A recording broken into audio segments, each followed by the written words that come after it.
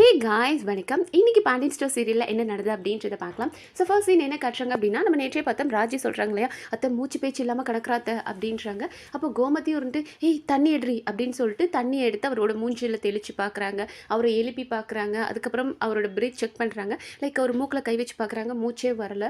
ஒய்யோ என்ன மீனா இப்படி நீ இவனை குமரவேலை கொன்னுட்டியே அப்படின்றாங்க. ஸோ அப்படியே ஷாக் ஆகுறாங்க நம்ம மீனாலாம். அப்போ தான் ஒய்யோ அத்தை நான் எதுவுமே வேணும்னு செய்யல அத்தை, அவன் அரசி கழுத்தை பிடிச்சி நெரிச்சிட்டு இருந்தான், எனக்கு அந்த நேரத்தில் நான் என்ன பண்ணணும்னு தெரில அப்படின்ற மாதிரி நம்ம மீனா சொல்லிட்டு அழுகுறாங்க. நான் கொலை பண்ணிட்டேனா அப்படின்னு நினச்சி மீனா அழுகுறாங்க. அப்போ உடனே நம்மளோட இவங்க இருந்துட்டு லைக் நம்ம கோமதி இருந்துட்டு இஷ்யூ கத்தாதீங்கடி கத்தாதீங்கடி, இப்போ வெளியே ஓகே வந்திருக்கோம், யாருக்கும் எதுவும் தெரியக்கூடாது அப்படின்னு சொல்லிட்டு ஃபஸ்ட்டு எல்லா டோரும் போய் லாக் பண்ணிட்டு வராங்க. ஏன்னா நம்ம பேசுறது வெளியே யாருக்கும் கேட்டக்கூடாது அப்படின்றனால டோர் எல்லாம் ஃபஸ்ட்டு லாக் பண்ணுறாங்க. லாக் பண்ணிவிட்டு வந்து அழுகுறாங்க. ஏன்டா இப்படி பண்ண, ஏன்டா இங்கே வந்த, யார் கூப்பிட்டாங்கன்னு இங்கே வந்து இப்படி உனக்கும் இந்த மாதிரி ஆயிடுச்சு, எங்களையும் இப்படி பிரச்சனையில் மாட்டி விட்டுட்டேடா, எங்கள் அண்ணனோட ஒரே புள்ள நீ, உன்னை போய் இப்படி கொல்ல வேண்டியதாக போயிடுச்சு, எதுக்குடா நீ இங்கே வந்த அப்படின்ற மாதிரி அவங்க அழுகுறாங்க. ஒரு பக்கம் நம்மளோட மீனா அழுகுறாங்க. ஐயோ நான் தெரியாமல் இப்படி பண்ணிட்டேனே, நான் உனக்கு வேணும்னு கொல்லலை, ஆனால் இப்படி நடந்துருச்சே அப்படின்னு அழுகுறாங்க. ராஜி ஒரு பக்கம் என்னதான் இருந்தாலும் சின்ன வயசுலேருந்து ஒன்றா வளர்ந்தது அண்ணன் அப்படின்ற அந்த பாசத்தில் ராஜியோட ஆக்டிங் ரொம்ப நல்லா இருந்தது. லைக் ஒரு வார்த்தை, அந்த அண்ணன்ற ஒரு வார்த்தைக்குள்ளே அவ்வளோ சென்டிமெண்ட்ஸ் காமிக்கிறாங்க. ஸோ அண்ணன் அவங்க அழுகுறாங்க. இன்னொரு பக்கம் அரசியும் அழுகுறாங்க.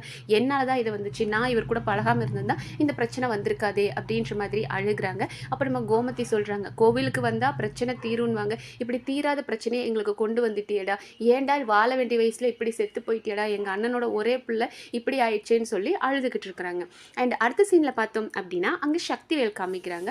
ஸோ சக்திவேல் வந்து அவரோட ஒய்ஃப் கிட்ட கேட்டுட்ருக்காரு, குமார் என்ன இன்னும் வீட்டுக்கு வரல அப்படின்றாரு. அப்போ அவங்க சொல்கிறாங்க, ஆமாம் உங்கள் பிள்ளை என்ன என்கிட்ட சொல்லிட்டா போகிறான் அப்படின்னு. சரி அவன் மதிய சாப்பாட்டுக்காவது வந்தானா அப்படின்னு சக்திவேல் கேட்கும்போது சாப்பிட வரல அப்படின்னு. அப்போ நீ ஃபோன் பண்ணி கேட்டியா அப்படின்றாரு. ஆமாம் ஃபோன் பண்ணி கேட்டால் மட்டும் அப்படியே ரொம்ப தெளிவாக பதில் சொல்லிடுவான் பாருங்கள்.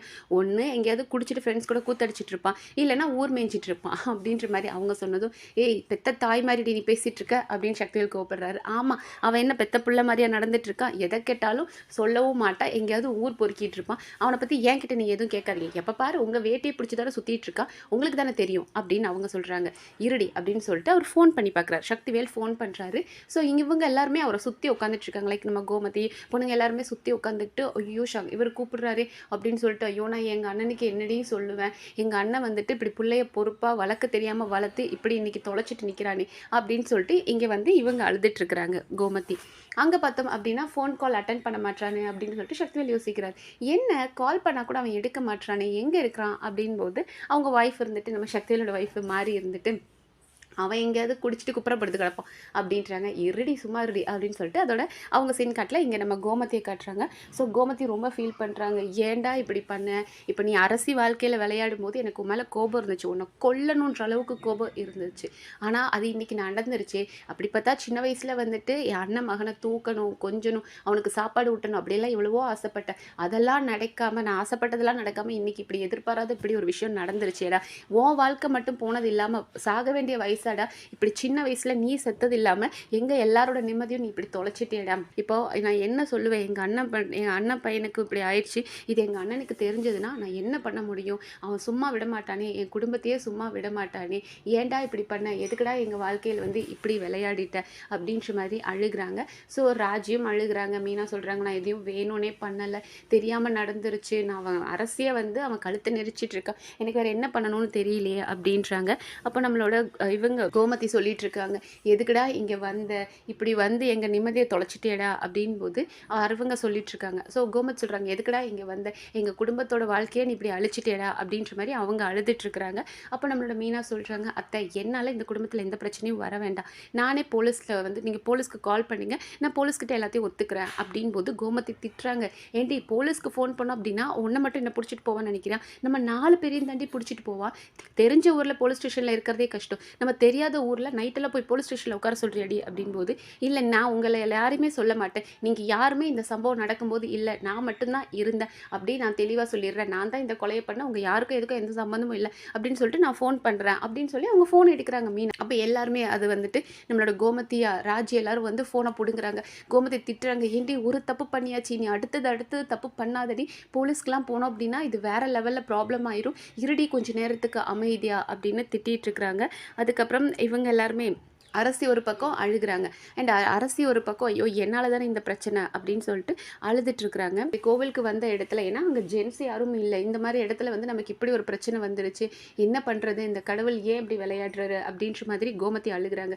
முருகா, கோவிலுக்கு வந்தால் பிரச்சனை தீரும்னு நினச்சோன்னா இங்கே இப்படி பெரும் பிரச்சனை ஆயிடுச்சு, என் பொண்ணோட வாழ்க்கை என்ன ஆகுறது, நீ வாழ வேண்டிய வயசில் நீ செத்து போயிட்ட, நாளைக்கு நம்ம குமார் செத்து போயிட்டார், அரசிக்கு அடுத்த வாரத்தில் கல்யாணம் இருக்குது, இந்த விஷயம் இந்த இப்படி ஒரு பிரச்சனை நடந்துச்சு தெரிஞ்சா நீ கல்யாணம் என்ன ஆகும், அவன் என் வீட்டுக்காருக்கு தெரிஞ்சால் இந்த பிரச்சனை என்ன ஆகும், உங்கள் அப்பாவுக்கு குமரவேலோட அப்பாவுக்கு தெரிஞ்சால் இந்த பிரச்சனை என்ன ஆகும், நாளைக்கு ராஜியோட அப்பாவோ இல்லை மீனாவோட அப்பாவோ கேட்டால் நான் என்ன பதில் சொல்லுவேன். கோமதி அழுகிறாங்க. ஏன்னா கோமதி பொறுப்பில் தான் இவங்க 3 பேரும் வந்திருக்காங்க இந்த பொண்ணுங்க.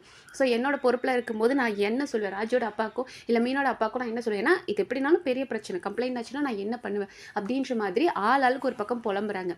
ஸோ நம்மளோட ராஜி என்ன பண்ணுறாங்க அப்படின்னா கதிர்க்கு கால் பண்ணுறாங்க. கால் பண்ணி பக்கத்தில் யாராவது இருக்காங்களா, கொஞ்சம் தள்ளி வா அப்படின்னு சொல்லிட்டு கதிர்கிட்ட எல்லாத்தையும் சொல்கிறாங்க. இங்கே வந்துட்டு குமார் வந்தான், அழுகிறாங்க ஃபஸ்ட்டு. அப்போ அவர் கேட்குறாரு, எதுக்கு அழுகிற அப்படின் போது, இங்கே இப்படி குமார் வந்தான், இவ அரசியை வந்துட்டு கழுத்து பிடிச்சி நெரிச்சு கொல்ல போனால் அந்த நேரம் அக்கா வந்து அடிச்சிட்டாங்க அப்படின்ற மாதிரி அவங்க சொல்லும்போது நம்மளோட கதிரும் ஷாக் ஆகுறாரு. ஷாக் ஆகிட்டு உன்னை நல்லா செக் பண்ணிட்டியா அப்படின்றாரு. ஏன்னா அவன் மூச்சு பேச்சு இல்லாமல் கிடக்கிறான், செத்து போயிட்டான் அப்படின்றது நீ நல்லா செக் பண்ணிட்டியான் போது, அப்படி தான் நினைக்கிறேன், மூச்சு பேச்சு இல்லாமல் தான் இருக்கிறான் அப்படின்றாங்க. அப்போ உடனே அவர் கதிர் சொல்றாரு, ஓகே நீ எதுவும் பண்ணாதீங்க, நான் வந்து பார்க்குறேன் அப்படின்றாங்க. ஏன்னா ராஜி சொல்கிறாங்க, இங்கே மீனா வந்துட்டு போலீஸ்க்கு கம்ப்ளைண்ட் பண்ணுறேன், நான் வந்து போலீஸ்க்கு போயிடுறேன் அப்படின்னு சொல்லிட்டு ஃபோன் பண்ண போகிறாங்க அப்படின் போது அவர் சொல்கிறார், போலீஸ்க்கெலாம் யாரும் ஃபோன் பண்ணாதீங்க, நான் வரேன், நான் வந்து பார்த்துக்கிறேன் அப்படின் போது, நீ வந்தனா நீயும் இந்த பிரச்சனையில் சிக்க வேண்டியதாகிரும், நீ வராத அப்படின்றாங்க ராஜி. ஸோ ராஜிக்கு கதிரை பற்றி நல்லாவே தெரியும், எந்த ஒரு பிரச்சனைனாலும் தான் தலையில் போட்டுக்கிற ஒரு பையன் தான் கதிர். ஸோ அவருக்கு கால் பண்ணிவிட்டு வராதுன்னு சொன்னால் அவர் வராமல் இருப்பாரா? அவர் கேட்குறாரு, எங்கள் அம்மா, என் அண்ணி, என் தங்கச்சி, என் ஒய்ஃப் இப்படி ஒரு பிரச்சனையில் இருக்கும்போது நான் வராமல் எப்படி இருக்க முடியும், நான் வரேன், நான் பார்த்துக்கிறேன், நீங்கள் போலீஸ்க்கெலாம் போகாதீங்க, வேறு மாதிரி பிரச்சனை திரும்பிடும், கொஞ்ச நேரம் எல்லாரையும் அமைதியாக இருக்க சொல்லு, நான் இப்போ உடனே வரேன் அப்படின்னு சொல்லிட்டு கதிர் எப்போதும் போல், கதிர் எந்த பிரச்சனைனாலும் அவர் தலையில் போட்டுக்கிற டைப்பு. இவ்வளோ பெரிய பிரச்சனை நடந்திருக்கு, அதுவும் லேடிஸ் மட்டும் 4 பேர் தனியாக இருக்கும்போது அவர் விட்டுருவாரா, உடனே நான் கிளம்பி வரேன், நீங்கள் வேறு எந்த ஆக்ஷனும் எடுக்காதீங்க, வெயிட் பண்ணுங்கள் அப்படின்ற மாதிரி கதிர் சொல்கிறாரு. அங்கே பார்த்தோம் அப்படின்னா நம்மளோட மீனா வந்துட்டு இவருக்கு செந்திலுக்கு கால் பண்ணுறாங்க. ஸோ செந்தில் எப்போது போலயே என்ன எப்போ வருவ அப்படின்னு கேட்டுட்ருக்காங்க. இவர் அழுகிறாரு, என்னாச்சு மீனா, உங்கள் அப்பாவுக்கு எதுவும் உடம்பு சரியில்லையா, நான் வேணால் போய் பார்க்கட்டுமா அப்படின்னு செந்தில் கேட்கும்போது மீனா வந்துட்டு அப்படிலாம் ஒன்றும் இல்லை, நம்ம குடும்பத்துக்கு நான் ஒரு தீராத பிரச்சனையை ஏற்படுத்தி கொடுத்துட்டேன் அப்படின் போது என்னாச்சு அப்படின்றாரு. இவங்க சொல்கிறாங்க, நான் ஒருத்தனை கொன்னுட்டேன். ஹே என்ன சொல்கிற, விளையாடுறி அப்படின் போது, இல்லை இப்படி அவன் வந்தான், குமார் வந்தான், நான் அவனை அடித்து கொன்னுட்டேன் அப்படின் போது அவர் ஷாக் ஆகுறாரு. ஸோ இங்கே மீனா சொல்லிட்டு அழுதுட்ருக்காங்க. அதோட இன்றைக்கி எபிசோட் முடிச்சிட்டாங்க. ஸோ இப்போ இந்த ட்ராக் கொண்டு வர்றதுக்கு பதிலாக நம்ம எல்லாரும் எதிர்பார்த்த ட்ராக் என்னவா இருந்தது அப்படின்னா, ராஜி வந்துட்டு சரி காரோ பைக்கோ வின் பண்ணுவாங்க, அது அவங்களோட ராஜி கதிரோட ட்ராக் போகும் அப்படின்னு பார்த்தா குமரவேல் ட்ராக்கை உள்ளே கொண்டு வந்திருக்காங்க. ஸோ பார்ப்போம், இது நாளைக்கு இப்போ வந்து இது கதிர்க்கும் தெரிஞ்சு போச்சு, செந்திலுக்கும் தெரிஞ்சு போச்சு, டெஃபினட்டாக இவங்க 2 பேரும் இப்போ கிளம்பி வர போகிறாங்க. இல்லை வந்துட்டு கதிர் பொறுப்பேற்க போகிறாரா, மேபி சிக்குனா அவர் தான் ஃபஸ்ட்டு பொறுப்பேற்பார் அப்படின்றது நமக்கு தெரிஞ்சது தான். ஸோ பார்ப்போம் அது என்ன நடக்குது, எவ்வளோ சுவாரஸ்யமாக நடக்குது அப்படின்றத நம்ம அடுத்தடுத்த வீடியோவில் பார்க்கலாம். நன்றி.